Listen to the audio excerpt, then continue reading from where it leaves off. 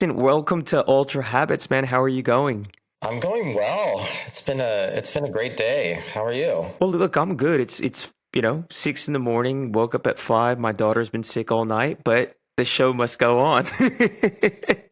That is real dedication. Actually, today is the one day that I actually let myself sleep in. And, on quotation marks, sleeping in for me is today getting up in a more relaxed hour, which is like 7:30 in the morning, instead of yesterday and the days before when I wake up at like 6 in the morning and I'm at the gym by like 6:45, 6:30.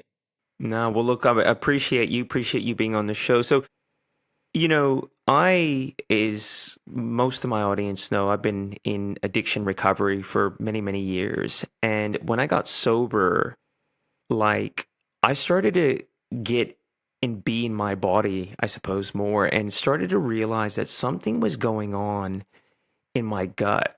I had never really kind of lived in my body. So I started to really feel what was going on. And I noticed a lot of people in recovery also had a lot of sensitivities. And I never done any research about it, but it was just really interesting that a lot of us that had this sensitivity to alcohol also seem to have this real deep sensitivity in our gut.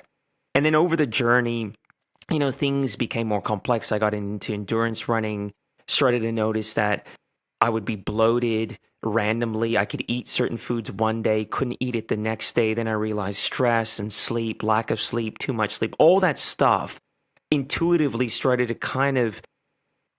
I started to really understand the impact. And quite recently, and I say, within the last year, I became really interested in understanding the science of gut health. And so that's kind of what's taken me to ask you to get on the show, man. It's cool to be here. And this isn't quite comparable. But when I was doing my doctor training, I was working at times, I clocked in over 100 hours at the hospital. And some of those shifts were 24-hour shifts where you barely got any sleep. And the feeling in my gut at the end of that shift, as I was walking home, typically like, let's say, at 9:10 in the morning after I had arrived to the hospital the day before at 7, 8 in the morning, was I was hungry, I was nauseous, I was ravenous, like I wanted to eat everything in sight, but I knew if I did that I was going to feel sick to my stomach. And that was actually way before I learned everything that I know now about gut health. So I was doing a lot of wrong things at the time, but also the body was stressed. I think there's two types of stress that are really key and important to our health. The one is the one that we normally talk about, like everybody thinks like mental stress, like I'm stressed, I've got a lot of things. The other stress is what I call biophysical stress.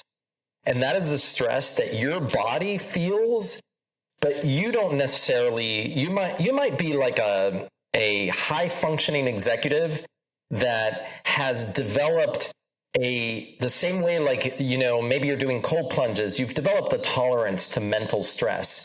So you're kind of like impervious to it. The thing that I tell people is it doesn't matter how impervious your brain is to stress. Our bodies are different. And your body may be subjected to biophysical stress. For me, it was the hours of working, not getting a moment to rest. That's a biophysical stress. For you, before, like when you were drinking alcohol, like that in itself is a biophysical stress. And there's other things that alcohol does that we can go into, which explains why it destroys the gut and would make you feel sick. But then, intense endurance athletics is also a biophysical stress. There's an inflection point where it becomes more inflammatory to the body than actually helps the body. And you can actually end up overtraining and causing more problems than helping. There's a lot of different entry points for stress. And I think it's important for people that are listening to this and think, well, I've got a handle on my stress. But do you? Do you sleep enough? Do you work really long hours? Are you really paying attention to how your body is responding to your life? Because a lot of times, like, patients will come in to see me And they'll tell me like, oh, I'm doing this, and this, and I get 5 hours of sleep, and I wake up at 5 in the morning because I want to go to the gym. And I just look at them and I realize, do you realize that your body is stressed? Like, do you hear your body screaming at you saying, like, wait a second, like, this is too much for me? And I think, what you spoke to is so important. Like, you went from being out of touch with your body to becoming embodied, and then becoming, as a result of that, becoming aware of what it was that your body was trying to communicate to you, that you were completely oblivious to. It's like, it's kind of like dropping the scales off the eyes, and then suddenly you see something that you weren't seeing before. And I think like all of us who have been on growth journeys, the moment you see something, you cannot unsee it. You might ignore it, but it's going to be in the back of your mind. You're going to know it's there, and it's just going to eat away at you until you do something about it.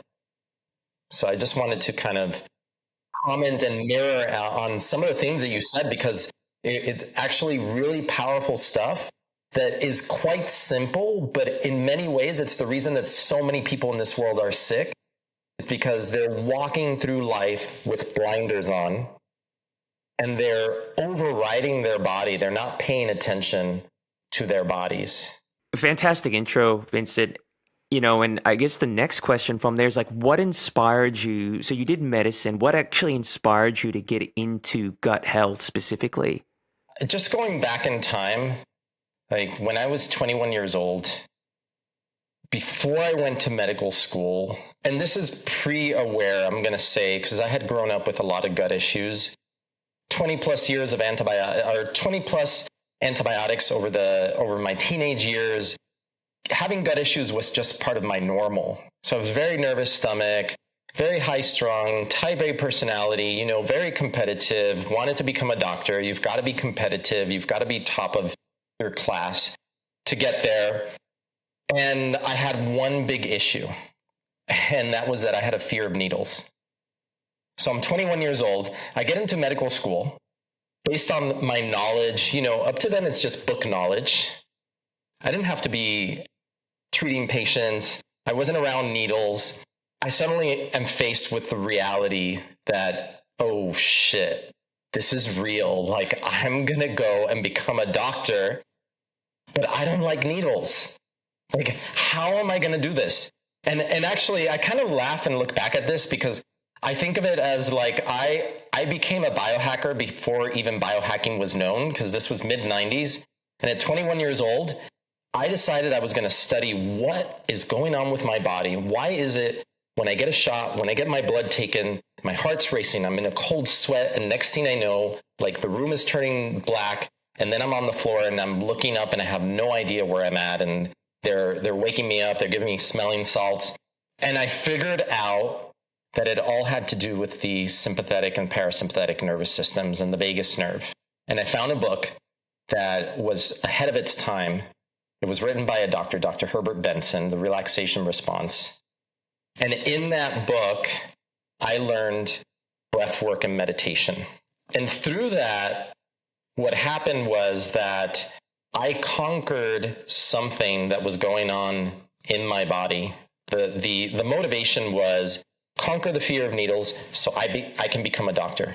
But what happened through that process is this high-strung type A personality that had a mental storm going on inside their head started to calm down. My mind started to quiet. I became much calmer, not just on the outside. I always knew how to have this facade of calm, but it was hiding the truth on the inside. And I was able then to merge the outside with the inside. And the reason I bring it up is because it shaped the type of doctor that I was going to become. Because at that moment, I knew that I was never going to be a standard doctor. I had conquered something without medication, without anything, just using the power of the body to be able to shift our own internal state. through breathwork, meditation, and yoga. And all of that I discovered at the age of 21 in 1995, pre-internet, pre all this. So I look back at it and I think, like, I was thinking the other day, like, I actually was biohacking before even it was called biohacking. And I did that to myself because it was the only way that I felt I could become a doctor. So I conquered my fear of needles, and I knew that I was not going to do regular Western medicine at that point. Because when you experience the power of a transformation that can happen outside of the regular Western model, there's no way to unsee it once you see it. And when you experience for yourself, there's nothing more powerful than personal experience. You can read it in a book, but when you actually see that it works, that's where the true conversion comes. So fast forward a couple of years and I had IBS. I'd gone to medical school. I was eating all the wrong things still, did not know the right diet for myself. Didn't realize that gluten was damaging my gut, that dairy was damaging my gut, that I had leaky gut, that I had dysbiosis. And I get into functional medicine and I start learning about the gut microbiome. I was like, wait a second. They didn't teach me this in medical school.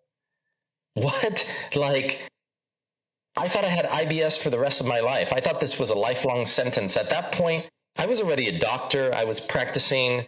And I thought, okay, this is just the one thing I'm never going to figure out.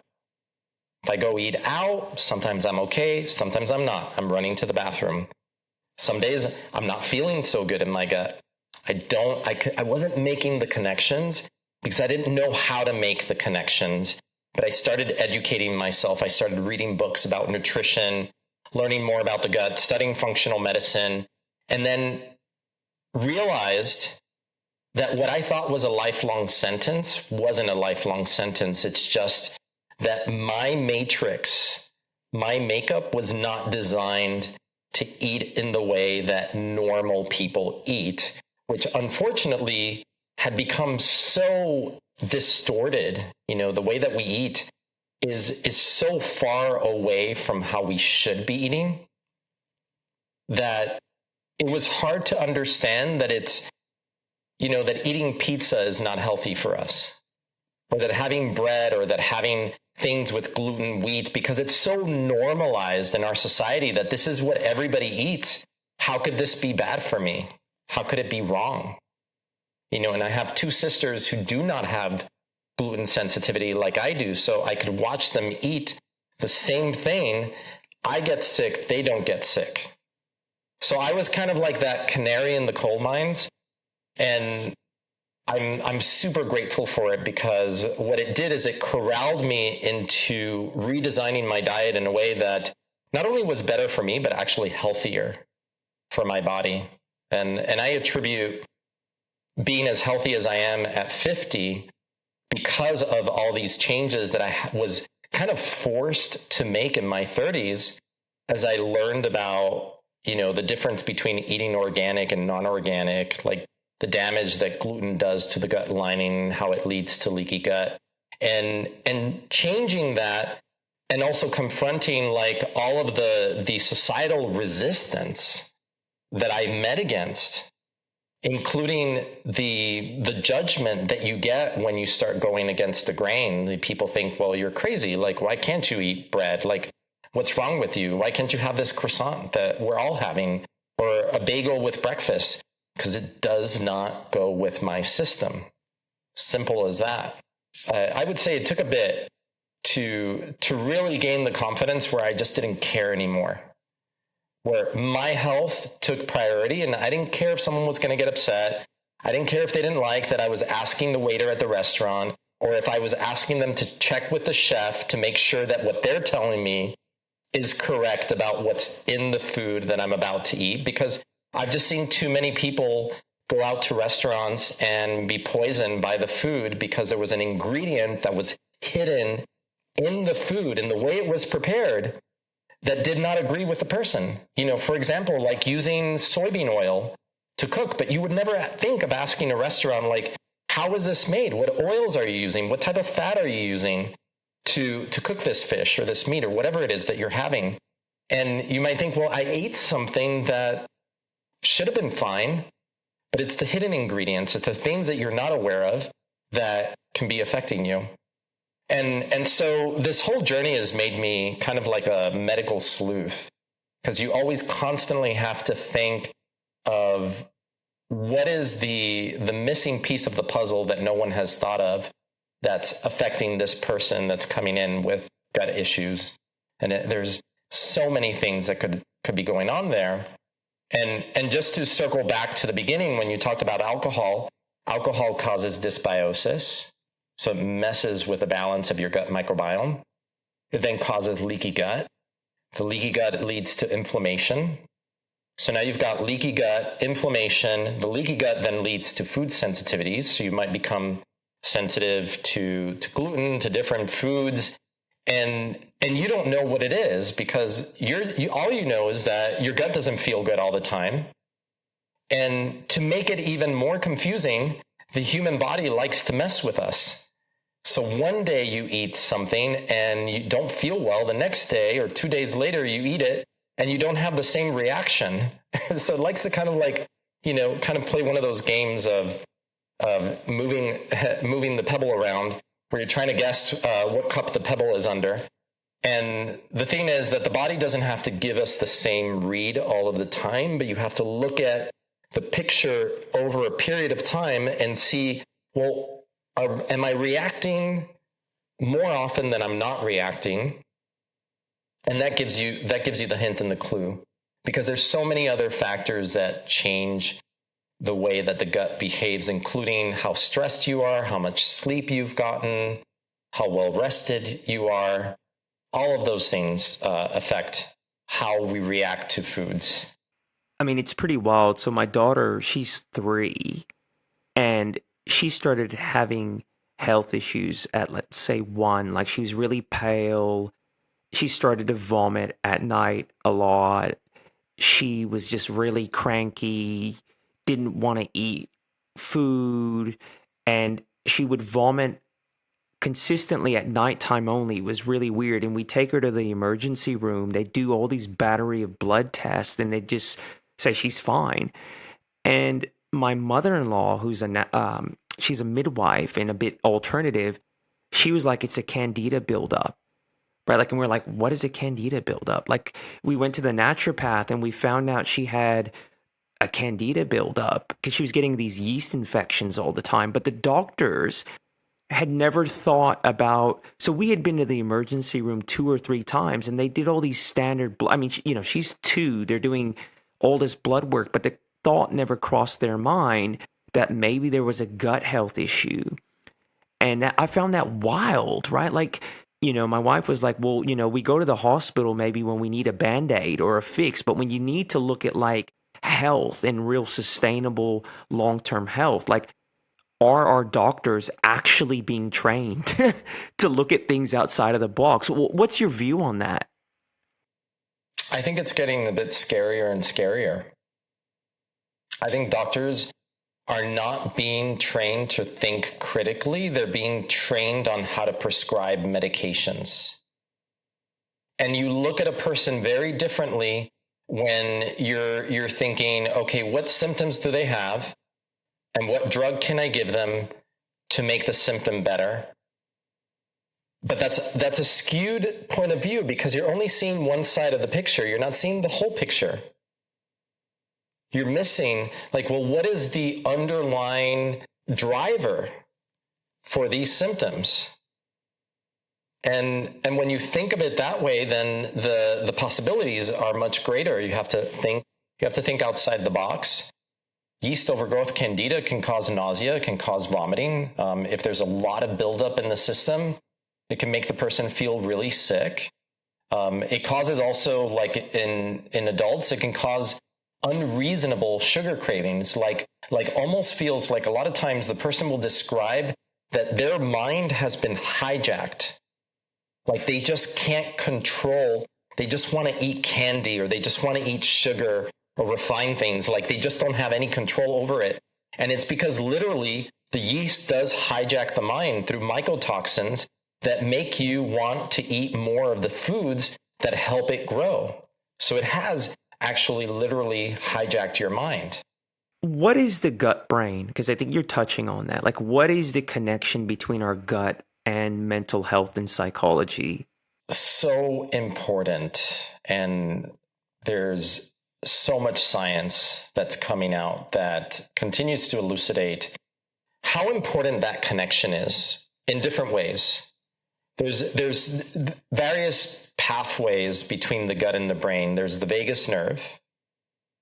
There is the blood. So there's a lot of substances, we call them postbiotic products, like short chain fatty acids that are produced by our gut bacteria that travel through our blood and then go into the brain. And they do things like increase the secretion of brain-derived neurotrophic factor. So postbiotic products produced by our gut bacteria actually affect how we learn and how we create memories. Then there's also the immune system, because 80% of our immune system is all along the gut lining. And our immune system acts as let's say it's both local and distant. So if the immune system in the gut becomes reactive, it's going to send signals through the entire body, and it's going to turn on reactivity of immune cells everywhere, including the brain. So if you have gut inflammation, you're going to end up with brain inflammation. If you have leaky gut, you're going to have a leaky blood-brain barrier, which is the protective circulation that keeps toxic substances out of the brain. But when that barrier in the brain becomes leaky, then the brain now can be exposed to any of the toxic substances that are coming in through the gut, which we know that these can be measured in the blood, like lipopolysaccharide, like something called TMAO, trimethylamine N oxide, that comes from the metabolism of certain types of nutrients in food, like L-carnitine from red meat or phosphatidylcholine from shellfish.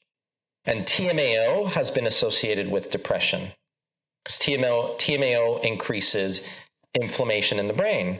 We've also seen in studies, there was a Dutch study that looked at the makeup of the gut microbiome makeup of people who were depressed versus a cohort of people who were not depressed. And they found that there was a skew in the gut microbiome of people that were depressed. They tended to have more bacteria that are associated with inflammation. So when your gut is inflamed, your brain becomes inflamed, and an inflamed brain is a depressed brain. It can also be a more anxious brain.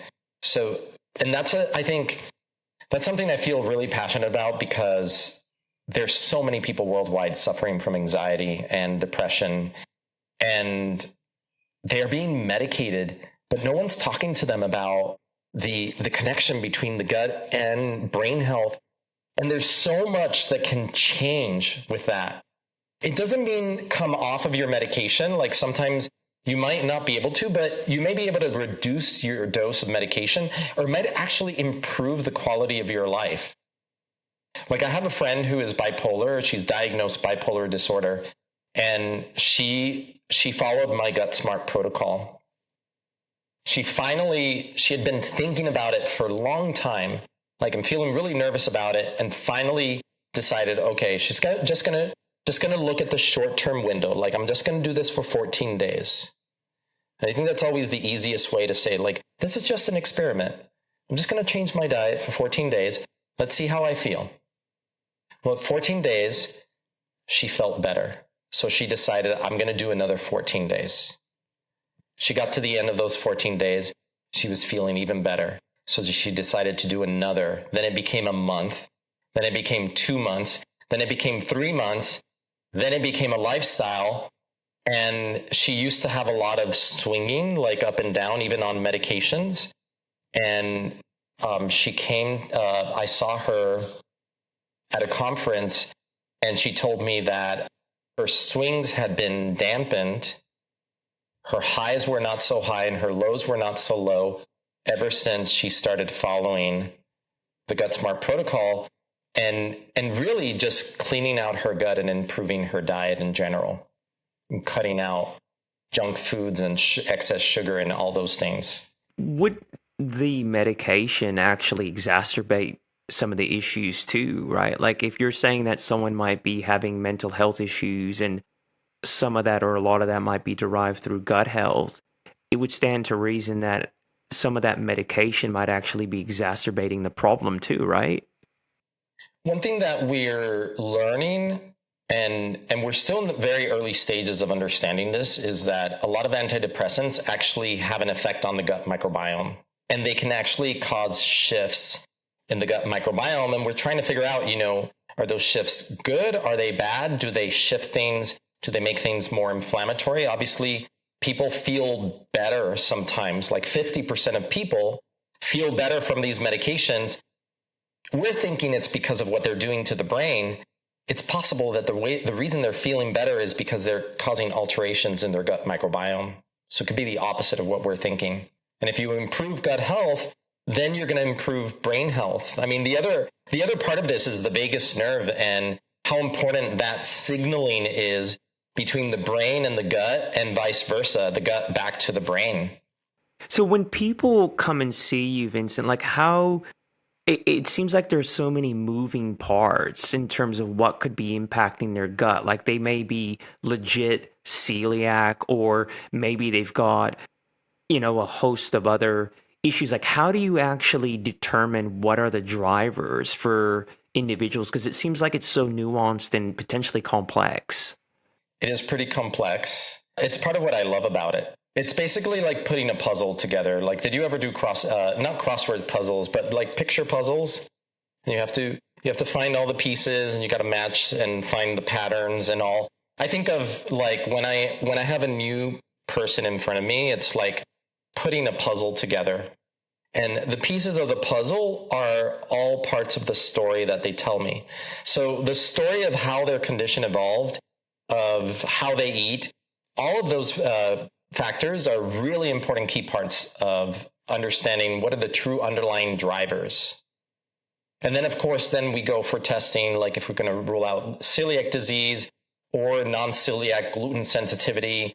We look at markers for leaky gut. I look at gut microbiome, stool testing, stool PCR, look at different stool markers.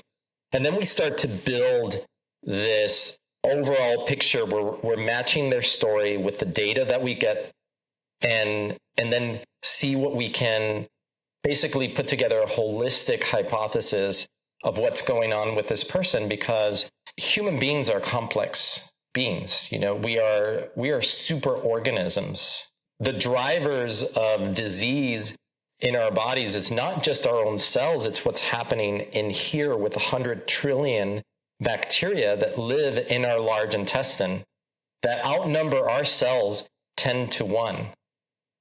So in some ways, you could think that we're actually more bacteria than we are human by what we're carrying inside our gut, which is wild to think.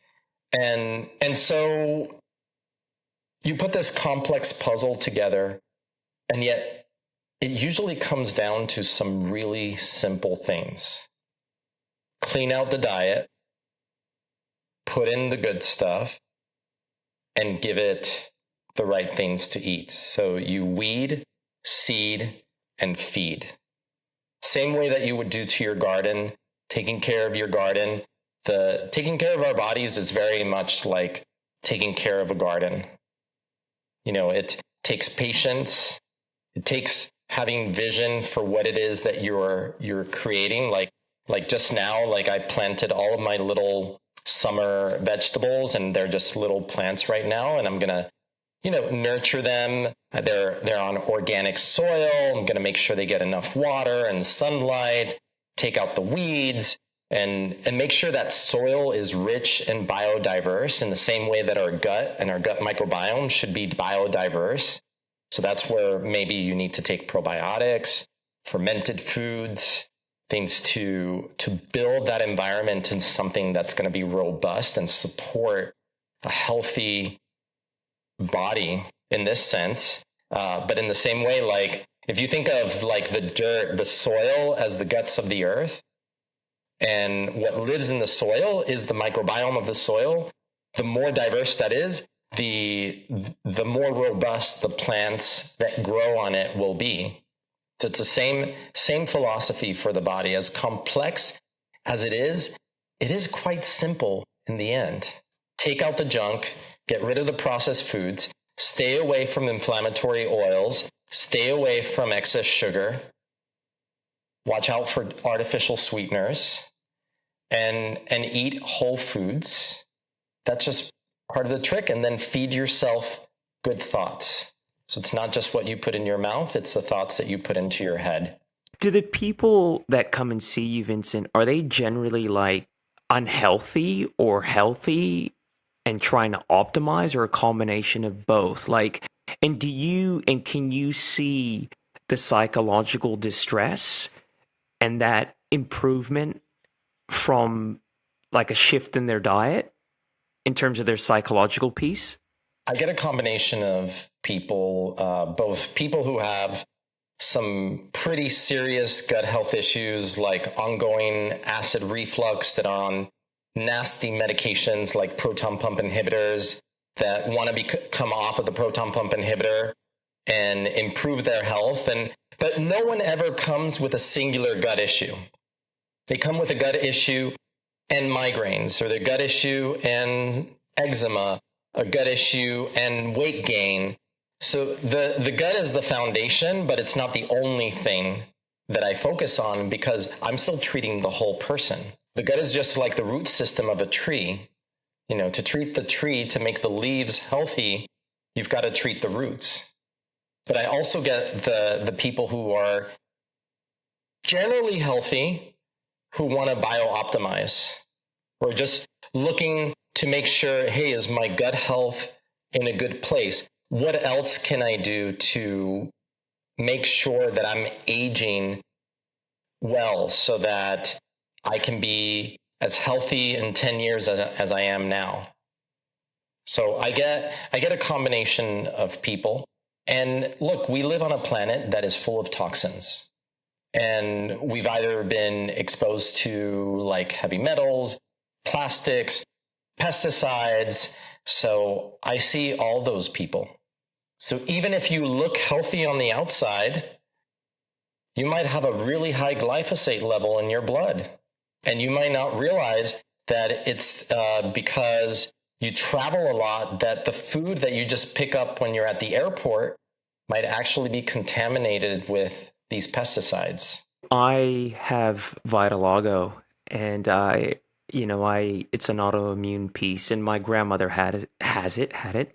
And the interesting thing was I looked at two different approaches, right? Like, it's uncurable according to medicine, and my mom stresses out about it all the time. She's like, oh my God, it's getting worse. I've kind of learned to accept it, right? But, moms do what moms do. And there were two different approaches. So, like, I found there was a local doctor here in Australia who they were interested in using like UV light and like these creams, like steroid creams.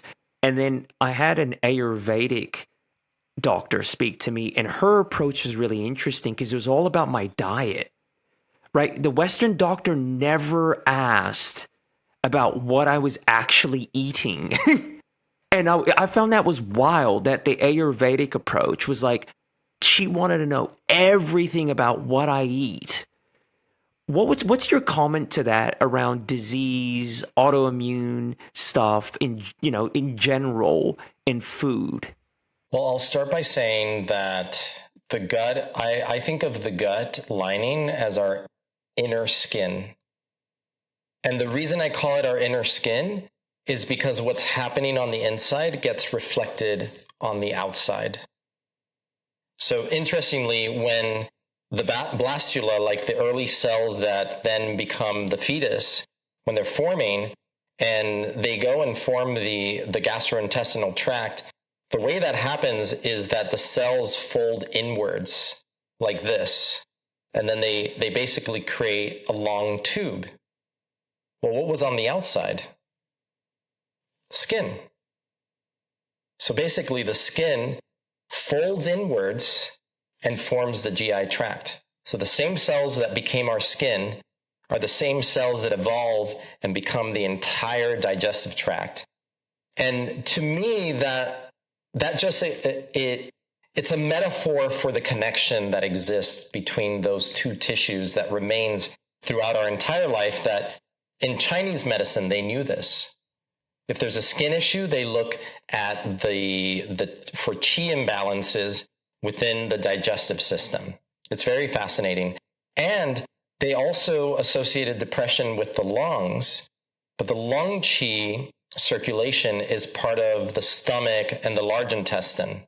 So it's all interconnected. So it's kind of interesting that they for thousands of years, they had kind of figured these things out, maybe not following like true scientific logic, but they somehow, through observation, had realized that these things are interconnected.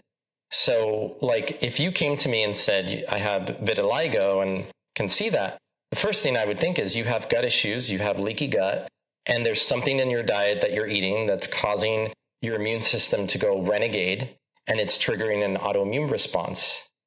So if we're going to quote unquote fix this or stop the progression of the disease, we have to go to the foundation.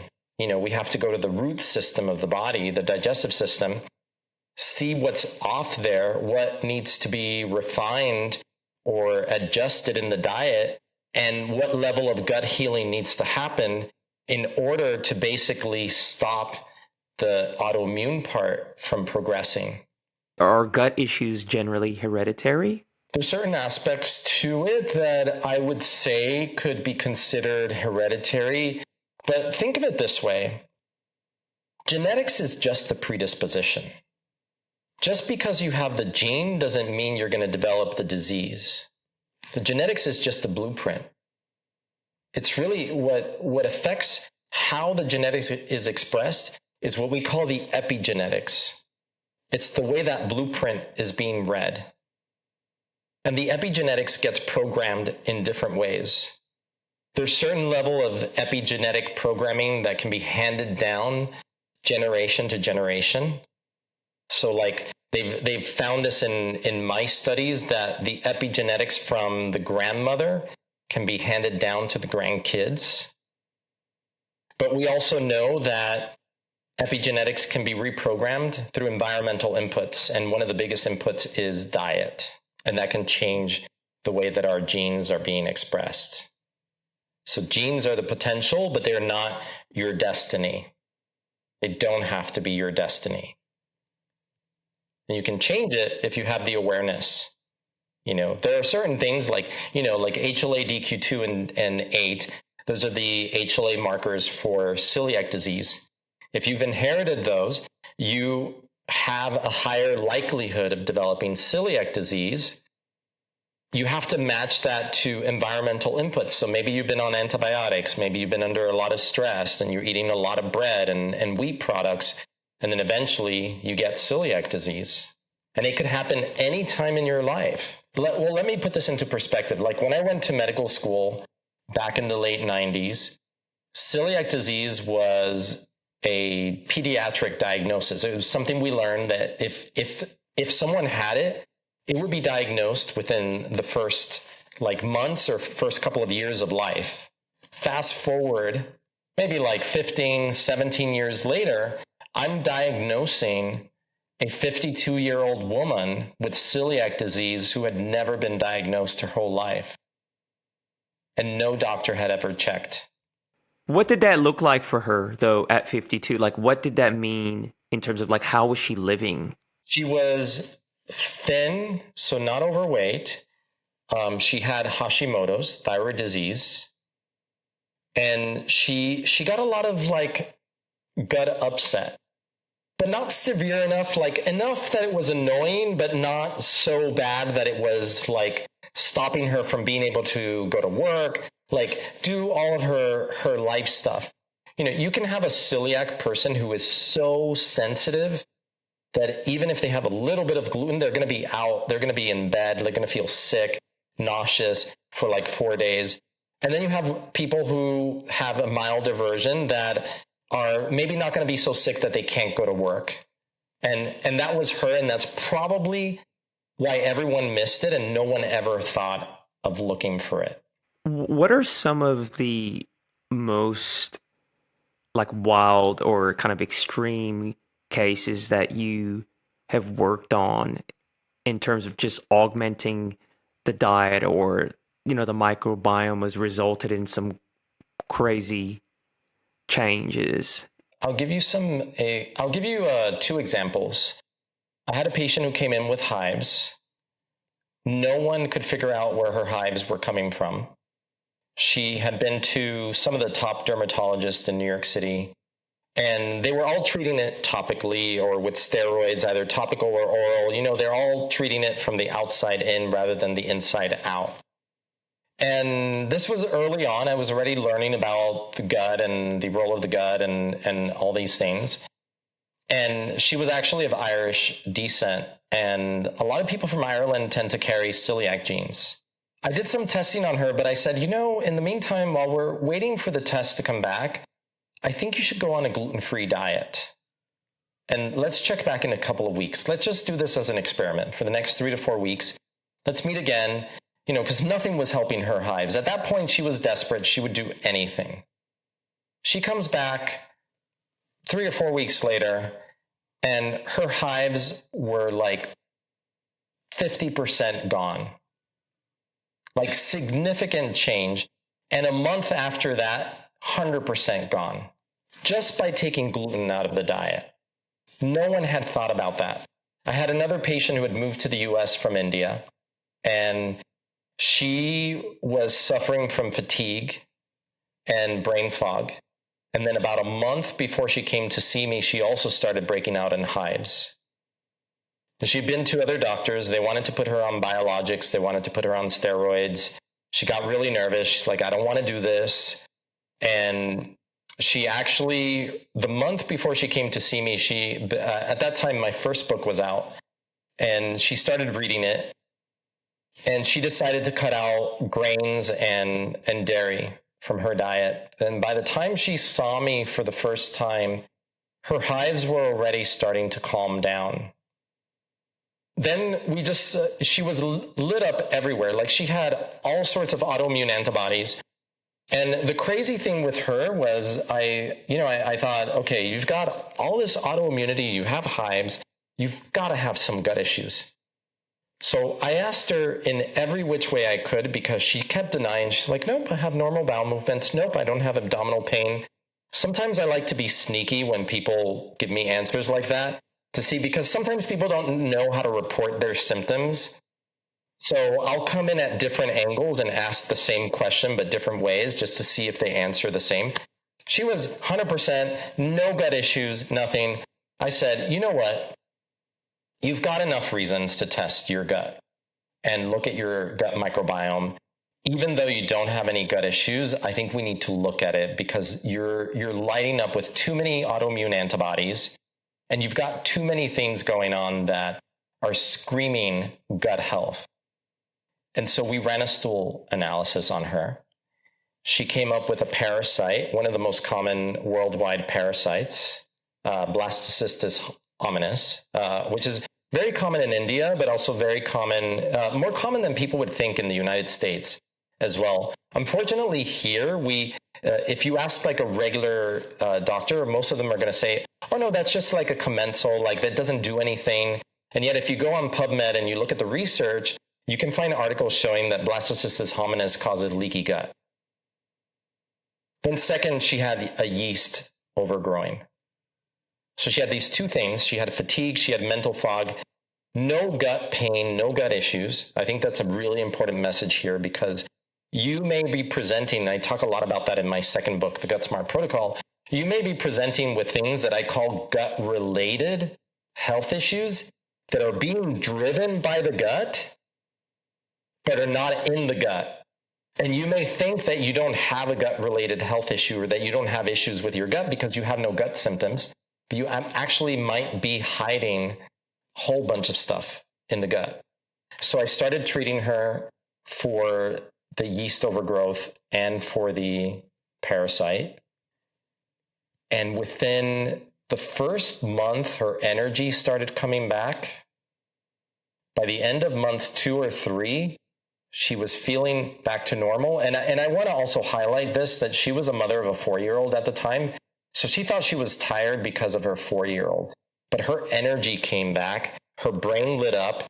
the hives disappeared, and she never went on any biologics, no steroids. Like we were able to, but luckily she was smart enough or curious enough to go ask the right questions before going down the path of steroids.